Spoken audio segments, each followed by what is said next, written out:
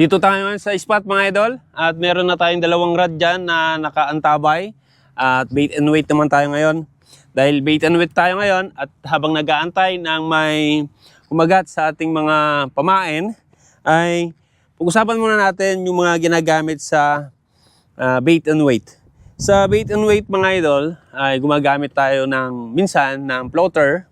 Meron tayong ginagamit na swivel.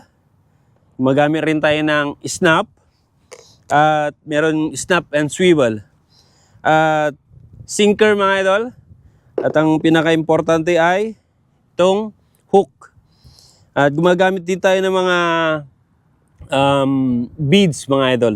So yung unang rod natin ay Carolina rig, mainline, beads, ball sinker at may beads pa ulit.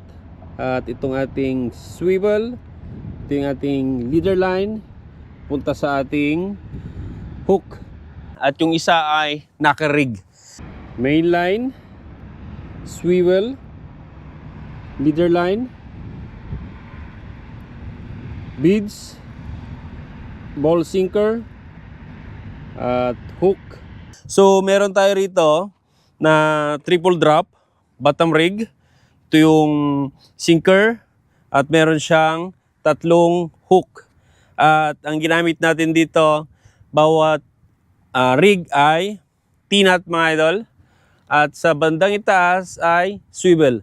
Ito naman yung magko-connect papunta sa ating main line. So ito yung ating leader line at ito yung rig na tatlo at sinker.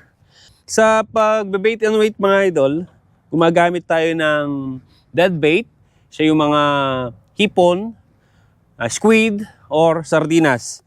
Meron ako rito na squid at hipon na nakababad sa asin. At bait and wait ay pwede rin ang live bait o live bait fishing. Pero sa bait and wait mga idol, hindi pwede yung ating mga artificial lure na gamitin. So yun lang mga idol. Thank you so much and God bless. At sana may mahuli yung ating mga rod.